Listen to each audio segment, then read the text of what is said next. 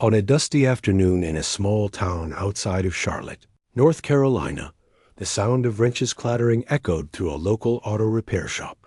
The mechanics inside were frustrated, pacing back and forth around a sleek black Chevy Camaro that refused to start. The car belonged to an impatient customer who had already threatened to take his business elsewhere if the problem wasn't fixed soon. Sweat dripped down their brows as they tried everything they could think of, but nothing worked. The atmosphere was tense, heavy, and filled with doubt. Just outside the shop, sitting against the wall with nothing but a tattered backpack and an old jacket to his name, was a man everyone in town had grown used to ignoring. His name was Walter Jenkins. To most, Walter was just another homeless man, a forgotten figure wandering the streets, someone people avoided making eye contact with. His beard was long and unkempt, his shoes were worn down to holes, and his hands bore the marks of hard labor long past. Yet, behind his tired eyes, there was something deeper, something no one around him could see. Decades of untold stories and skills that could change everything. Walter had been surviving day by day, mostly by offering to clean up small jobs, sometimes asking for food instead of money. He wasn't a beggar. He carried himself with quiet dignity, but hunger had become his constant companion. That day, as the mechanic struggled, Walter's eyes stayed fixed on the Camaro. He recognized the sound of the engine trying to turn over, the rhythm of its failure. To him, it was like listening to a song slightly out of tune. He could almost hear exactly what was wrong. Finally, he stood up, dusting off his jeans. He walked slowly toward the open garage, careful not to startle the group of young men inside. Clearing his throat softly, he said in a calm voice, "I can fix this. If you can spare me a plate of food." The shop went silent. Every head turned toward him, and then, almost immediately, laughter broke out. One of the younger mechanics, wearing a cap turned backward, shook his head and smirked. "Yeah, right, old man. What are you gonna do? Wave a magic wand?" Another added with a mocking grin, "You can barely stand straight. I bet you've never touched a car in your life." The group chuckled, slapping each other on the shoulders, dismissing Walter as if he were invisible again. But Walter didn't flinch. He just kept his gaze on the car, his hands calm at his sides. "I know what's wrong," he said softly, almost to himself. There was no arrogance in his voice, no desperation either, just certainty. But certainty from a man in rags carries no weight in the eyes of those who only see appearances. The customer, standing nearby with crossed arms, grew impatient. "Are you guys done fooling around? I don't care who fixes it, just get it done." His voice was sharp, full of irritation. The shop owner, embarrassed by the situation, waved Walter off. "Look, man, you need to leave. We don't need people hanging around here, especially not giving us bad advice." But before Walter could step back, the Camaro sputtered again under another failed attempt. That sounded made him wince. He knew exactly what it was, a misalignment that even seasoned mechanics often overlooked. He had solved this kind of problem thousands of times before, back when his life was very different. Years ago, Walter wasn't a forgotten man. He was a name whispered around racetracks from Daytona to Indianapolis. He had been part of pit crews that broke records, an engineer whose modifications made legends out of drivers. He had once stood in victory lanes, the roar of crowds in his ears, champagne spraying in celebration. But life has a way of stripping away glory when tragedy strikes, when mistakes pile up, when one wrong turn leads to another. Walter had lost everything: his career, his family, his home. Now he was just a shadow of the man he had been. Still, deep inside, the fire hadn't gone out. Standing in front of that Camaro, mocked by those who thought they knew better, Walter wasn't thinking about himself. He was thinking about food, yes, but also about pride, the pride of knowing he could still bring a machine back to life. Even if no one believed in him at that moment, he had a choice. He could walk away, keep his knowledge hidden, and continue blending into the background of a world that had forgotten him. Or he could take one small step back into the light, one repair that might just remind people, and himself, of who he truly was. That's when something unexpected happened. One of the younger apprentices, a kid named Ryan who had just started working at the shop, spoke up. Unlike the others, his laughter had been uneasy. He glanced at Walter with curiosity rather than scorn. "Maybe we should let him try," Ryan suggested hesitantly. The room went quiet again, and the older mechanics burst out laughing louder than before. "Are you kidding, Ryan? Let a homeless guy touch this car? He'll probably make it worse." But Ryan didn't back down. "What if he's right? We've been here for hours and nothing's working. What do we have to lose?" The shop owner frowned, clearly irritated, but the customer was losing patience fast. "I don't care who does it. Just fix the damn thing. If this guy thinks he can do it, fine, let him embarrass himself. But it better be done now." The mocking smiles returned, but Walter didn't pay attention to them. He just nodded, stepped forward, and slowly rolled up his sleeves. His arms, though aged and scarred, carried the strength of a man who had once spent his life fine-tuning engines at lightning speed. As he leaned over the Camaro, the shop grew strangely quiet. For the first time, they weren't laughing. They were watching, and in that silence, a question formed, one that would soon leave everyone in the room shocked. Who exactly was this man they had just mocked? Walter leaned over the Camaro with the kind of calm focus that comes only from years of experience. His hands moved with surprising steadiness, his fingers tracing the engine parts, as if he were reacquainting himself with an old friend. Every bolt, every wire, every sounded was all familiar. He didn't need manuals.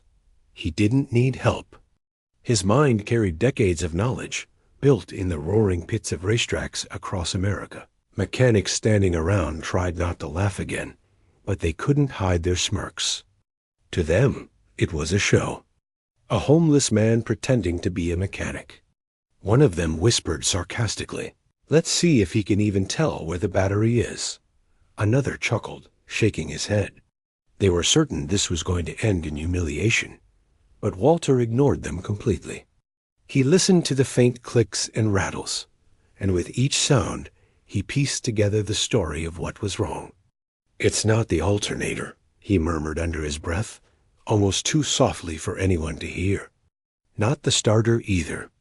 You've been chasing the wrong problem." Ryan, the young apprentice, leaned closer, intrigued. He noticed how Walter didn't hesitate, how his eyes scanned the engine with familiarity. It wasn't the look of someone guessing. It was the look of someone who knew exactly what he was dealing with. Ryan's curiosity grew. Walter adjusted a few components, tightened a loose connection, and then reached into his backpack. The crowd raised their eyebrows, expecting him to pull out something ridiculous. But what he brought out silenced them for a moment. An old, worn-out tool, still polished from years of use. It was the kind of tool only someone who had spent a lifetime around cars would own. He carefully set it against the engine, made a small adjustment, and stepped back. "Try it now," he said simply. The shop owner rolled his eyes but turned the key in the ignition anyway. At first, the engine sputtered like before. The mocking smirks returned. But then, with a sudden growl, the Camaro roared to life loud, smooth, and powerful, just as it was meant to. The sound filled the shop, drowning out the laughter, replacing it with stunned silence. Every mechanic froze. Their jaws dropped, their eyes darted to Walter, then back to the car, unable to process what had just happened. Hours of their own effort had failed, yet this stranger had solved the problem in minutes. The customer, who had been pacing impatiently, suddenly stopped in his tracks. His anger melted into shock, and then into something else respect. Ryan's face lit up with excitement. He did it. He actually did it, he exclaimed, almost jumping. But the others remained quiet, embarrassed by their earlier mockery. One finally muttered under his breath, "Must have been dumb luck."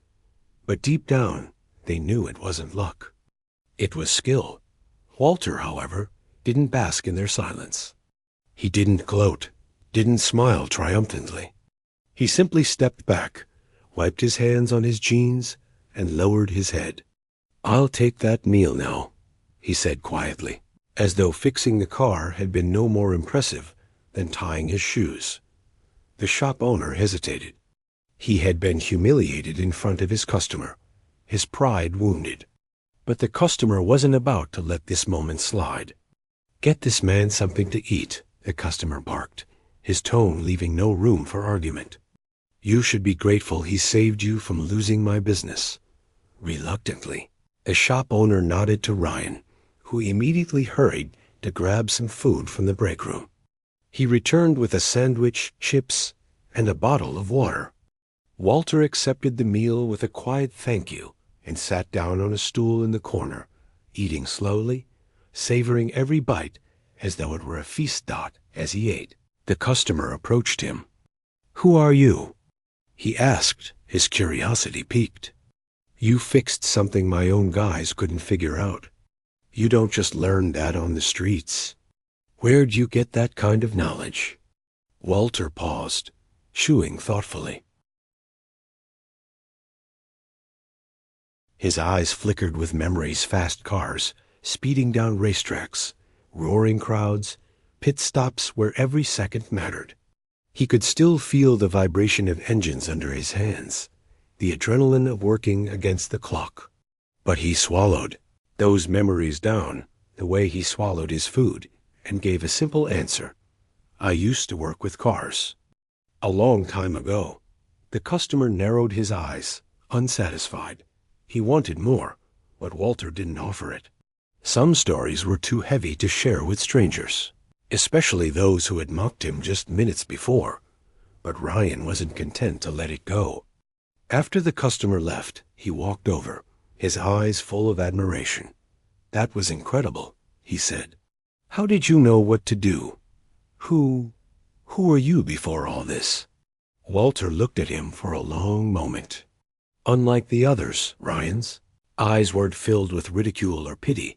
They held genuine curiosity and respect. Walter saw a glimpse of himself in the boy, back when he was young, eager, and hungry to learn. Maybe this was the one person he could open up to. "You really want to know?" Walter asked. Ryan nodded eagerly. Walter leaned back, setting the empty sandwich wrapper aside. "Once, a long time ago, I wasn't just fixing cars in a shop. I was part of teams that made history. Indianapolis, Daytona, Talladega, you name it. I was there. I helped build engines that broke records, worked on cars that crossed the finish line first.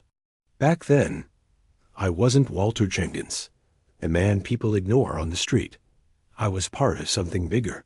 I was part of legends." Ryan's jaw dropped. He couldn't believe what he was hearing. "You mean you were in racing? Like NASCAR?" Walter nodded faintly, his eyes distant as if watching a reel of memories only he could see. "NASCAR, IndyCar, even some Formula cars when I had the chance. Back then, speed was my life. Engines were my language. I knew them better than I knew myself." Ryan's excitement grew, but before he could ask more, the shop owner cut in, scoffing loudly. "Yeah, right? You expect us to believe you were some kind of racing legend? If that were true, you wouldn't be sitting out there begging for scraps." The laughter returned, but weaker this time. It was clear the owner's confidence in his words wasn't as strong as before, because deep down, everyone had seen the way Walter worked. That wasn't the hand of a fraud, it was the hand of a master. And little did they know, the truth about Walter's past was far greater than any of them could imagine. The air inside the shop was thick with disbelief. The Camaro purred smoothly in the background, a living testament to Walter's skill. Yet the mechanics still struggled to reconcile what they had witnessed with the man standing before them. A homeless drifter with ragged clothes and a scruffy beard couldn't possibly be the same kind of person who once shaped the world of professional racing. It just didn't add up. The shop owner crossed his arms, scoffing louder, trying to regain his authority. Listen, old man, I don't know what kind of story you're spinning, but nobody here is buying it? Racing legend? Come on. If that's true, then why are you eating leftovers in my shop instead of living in some mansion? His words dripped with sarcasm, and the other mechanics chuckled nervously, clinging to his doubt as a shield against the uncomfortable truth. But Ryan wasn't laughing. His eyes were wide with awe. Wait, he pressed, stepping closer to Walter. You said you worked at Indianapolis, Daytona. That's not small stuff. Do you have proof? Anything? Walter wiped his hands slowly on a napkin, his face calm, but his gaze heavy with memories. Proof, he murmured. Son, my proof is written in the engines that roared across those tracks, in the victories people celebrated without ever knowing my name. You don't get your name in lights when you're behind the pit wall. You don't get trophies when you're the one tightening bolts in the dark. But trust me, I was there. Ryan's heart pounded. He believed him. The way Walter had handled the Camaro wasn't something anyone could fake. The precision, the confidence, it came from years of living in breathing machines. But the others weren't convinced. One mechanic leaned against the workbench and muttered, Yeah, sounds like a nice bedtime story. Next, you're going to tell us you used to hang out with Dale Earnhardt. For the first time, Walter's expression shifted. He gave the mechanic a sharp look, one that cut deeper than any insult. I didn't hang out with him, Walter said firmly. But I did tune his car once. The shop fell silent again. Everyone froze. Even the shop owner blinked, his face paling slightly. The name Dale Earnhardt was sacred in North Carolina, almost untouchable. To even claim such a thing felt bold, maybe even insane. But the way Walter said it, calm, steady, without the slightest tremor of doubt, made it hard to dismiss. Ryan's mouth fell open. Wait, are you serious? You actually worked with Earnhardt? Walter didn't answer directly. Instead, he stared at the ground, his voice dropping lower, tinged with something heavier. I worked with a lot of drivers. Some you know, some histories forgotten. The track doesn't forgive. It takes as much as it gives. And if you're not careful, it takes everything.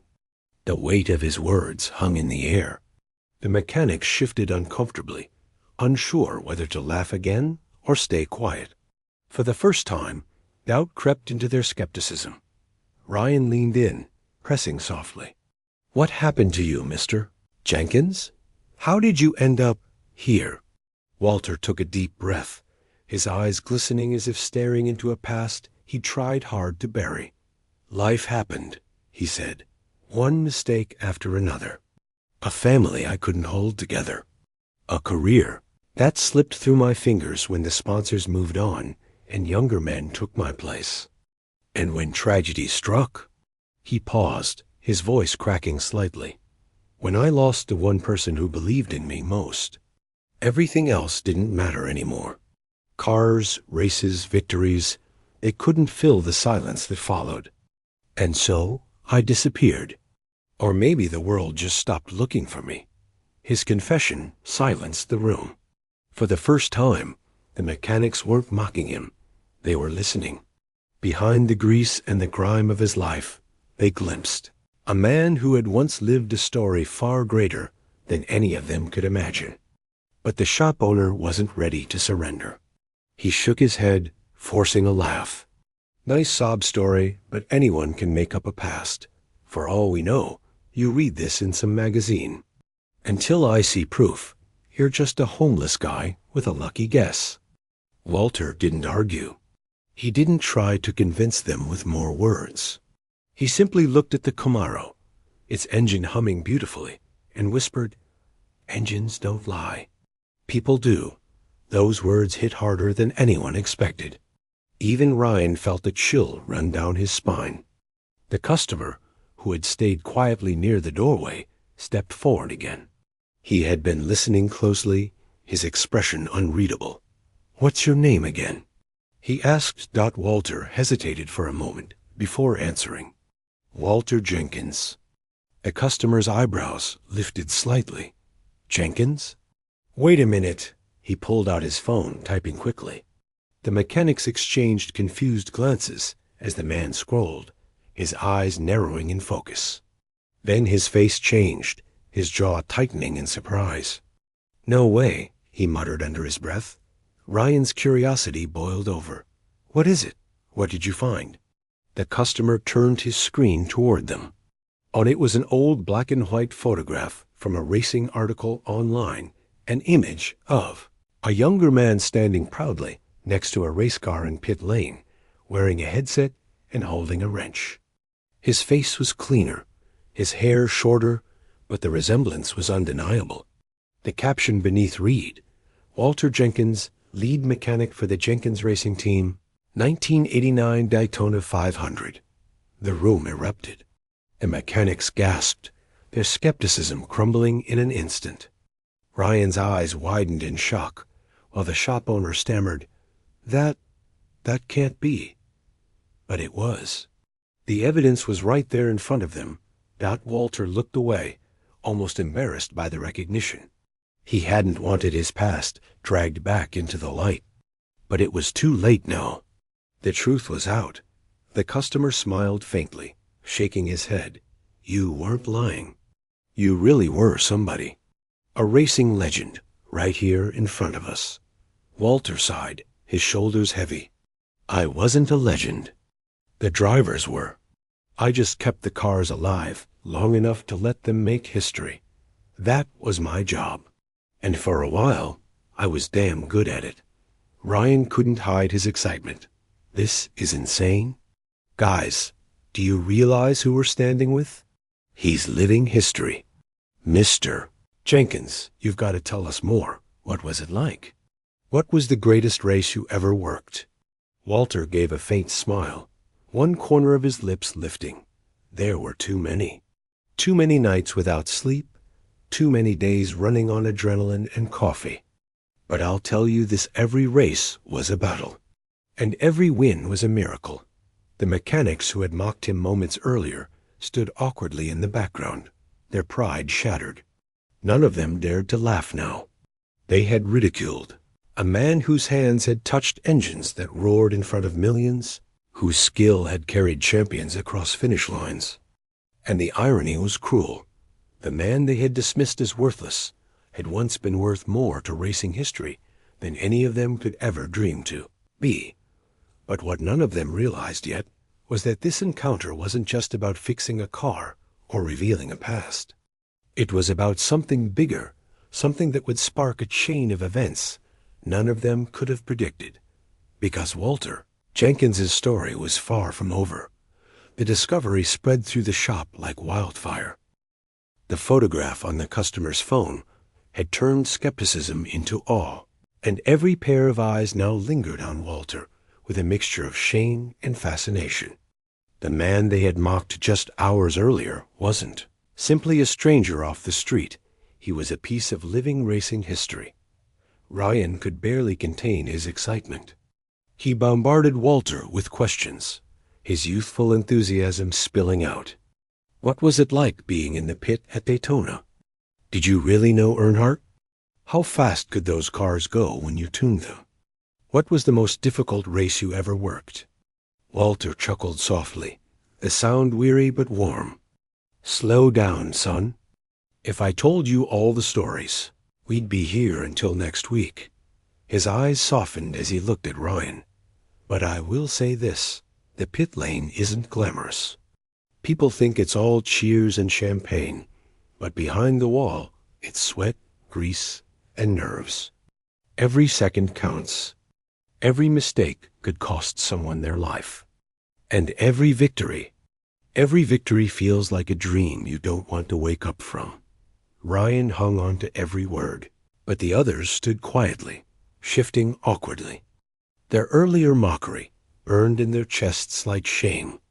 The shop owner, who had been the loudest in dismissing Walter, cleared his throat and finally muttered, "Guess we might have misjudged you." The word sounded forced, but it was the closest thing to an apology he could muster. Walter didn't gloat or demand recognition. He simply nodded, finishing the last sip of water from the bottle Ryan had given him. "It's easy to misjudge people," he said quietly. "The world taught me that lesson more times than I can count." The customer, who had been silent after revealing the truth, stepped closer, his eyes fixed on Walter. "Mr. Jenkins, I don't think you understand. You're a legend whether you accept it or not. Men like you built this sport. Without people like you, there wouldn't be victories. There wouldn't be history. You deserve more than sitting outside on the street." Walter lowered his gaze, uncomfortable with the attention. "Deserves a funny word," he murmured. "Life doesn't hand out what you deserve. It just gives you what's left when you've lost everything else." The shop fell quiet. Even the sound of the Camaro's engine seemed to fade into the background. For a moment, every man there felt the weight of Walter's words pressing on their own hearts. Ryan, however, wasn't ready to let this end in silence. "But it doesn't have to stay that way," he said suddenly, his voice trembling with passion. "Mr. Jenkins, you still have the knowledge, the skills. You just proved it. Why not come back? Why not teach others what you know? You could change lives, mine included." The boy's words stirred something in Walter, something buried deep. He remembered the days when apprentices used to follow him around in pit lanes, hanging on his every instruction. He remembered the fire in their eyes, the hunger to learn. And now, in Ryan's face, he saw that same hunger. It made his chest ache with both pride and sorrow. Walter smiled faintly. "Son, the world doesn't just let you come back. There are bridges you can't rebuild once they're burned." But Ryan didn't back down. His voice grew stronger, his eyes locked on Walter with determination. "Maybe, but you fixed this car when no one else could. You showed all of us what real mastery looks like. You might think you've forgotten, but I promise you after today, I'll never forget. And I'll make sure others don't either." The customer nodded in agreement. "He's right. People need to hear your story, Walter. Not just about the wins, but about what it costs, what it means. Folks love a comeback story, and you've still got time to write yours." The shop owner shifted uncomfortably. His pride still stung, but even he couldn't deny the truth. The respect in the room had shifted, and it no longer belonged to him. It belonged to the man he had mocked. Walter sat quietly, his mind a storm of memories and possibilities. He had spent so long in the shadows, convinced that his story had ended, that there was nothing left for him but survival. Yet here were strangers, some skeptics, some believers telling him that maybe, just maybe, his life still had purpose. He thought about the meals he'd skipped, the cold nights on sidewalks, the countless times people had passed him without a glance. And now he thought about Ryan, looking at him not as a burden or a joke, but as a mentor, a hero even. The contrast was almost too much to bear. Finally, Walter spoke, his voice low but steady. "If I ever come back, it won't be for fame or trophies. Those things don't matter anymore. It would be for people like you, Ryan, for the ones who still believe that a man is more than his mistakes, more than what the world sees on the surface." Rayon's eyes glistened, and he nodded eagerly. "That's exactly why you should. People like me need people like you." The moment hung in the air, fragile yet powerful. Everyone in the shop felt it, though no one dared to break the silence. It was as if something bigger than all of them was taking shape, something none of them could have predicted when the day began. And then, from outside, the faint roar of engines drifted through the open garage door. Somewhere nearby, A race was being held. The sound was a cruel reminder of the world Walter had left behind, and an invitation to remember that maybe, just maybe, he still belonged in it. His hands trembled slightly as he gripped the empty water bottle. His eyes closed, and for the first time in years, he allowed himself to imagine what it would feel like to return not to the glory, not to the fame, but to the work, to the engines, to the place where he truly came alive. The story of Walter Jenkins wasn't finished. It was only beginning again, Dot, and those who had once mocked him would soon realize they had been standing on the edge of a story that people would talk about for years to come. The sound of distant engines carried through the shop like ghosts of Walter's past, whispering to him. He sat in silence, his eyes closed, listening.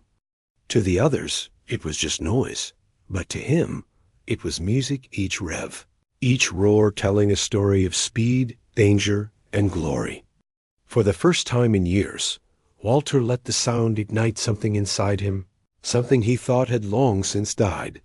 Ryan leaned forward, breaking the quiet with a soft, hopeful voice. "Mr. Jenkins, maybe this is your sign. Maybe you're not done yet." Walter opened his eyes slowly. They were tired, yes, but now they carried a spark of life, of purpose. He looked around the shop, the skeptical mechanics who now stood humbled, the shop owner who shifted uncomfortably under the weight of his own pride, the customer who had recognized his past, and Ryan, the eager young apprentice whose admiration was impossible to ignore. Dot. And then Walter smiled, not a wide grin, but a quiet, knowing smile. "Maybe you're right, son. Maybe I'm not done."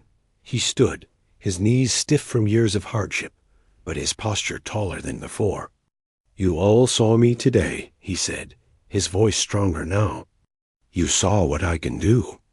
Not because I'm some miracle worker, but because I spent my life learning, failing, fixing, and never giving up. Engines taught me something important. They taught me that even when you break down, you can be rebuilt. You can run again." The room was silent, every ear tuned to his words. Even those who had mocked him now looked at him with respect they couldn't deny. Walter continued, his voice carrying more weight with each word. "People out there, they see a man like me on the street, and they think the story's over. They think I'm worthless, forgotten. But today proved something. No matter how far you fall, you still carry who you are inside. You still have value. You still matter." Ryan's eyes shone, tears threatening to fall. The customer gave a slow nod, visibly moved. Walter looked straight at the group, and for a moment, it was as though he were speaking beyond the walls of that little shop, speaking to anyone who had ever felt forgotten, mocked, or written off. So let this be a reminder. Don't judge a man by what you see on the outside. Don't laugh at someone because you think they've lost everything. You don't know the battles they've fought, the victories they've earned, or the wisdom they carry. Sometimes the person you mock is the very person who could change your life. The mechanics who had laughed earlier dropped their gazes to the floor, ashamed. Ryan, however, stood taller, inspired. Walter picked up his worn backpack, slinging it over his shoulder. "I asked for food today, not money," he said, "because all I wanted was enough strength to keep going. And maybe that's the lesson. Sometimes what people need isn't your money. It's your respect, your belief, your willingness to give them a chance." He turned toward the open garage door, where the sound of racing engines echoed once more. The shop fell into complete silence as Walter stepped into the sunlight, his figure silhouetted against the world outside. He looked back only once, his voice calm but firm. "Remember this, even broken engines can roar again. And so can people." With that, Walter walked away, his steps slow but purposeful, leaving behind a room full of people who would never look at him or anyone like him. The same way again, Ryan watched him go, a smile of determination spreading across his face. He whispered to himself, "I'll make sure your story is never forgotten." And with those words, the story of Walter Jenkins, the man they mocked, not knowing he was a motor racing legend, began to spread beyond that little garage, because legends never truly disappear. Sometimes they're just waiting for the right moment to remind the world who they are. And now, let me ask you, if you had been there, would you have trusted Walter from the start? Or would you have laughed with the others? Comment below what you would have done, because your opinion matters here. If Walter's story inspired you, don't forget to hit the like button, subscribe for more powerful stories like this one, and share this video with someone who needs a reminder that no one is ever truly forgotten. Because sometimes, the people we overlook are the ones carrying the greatest stories of all.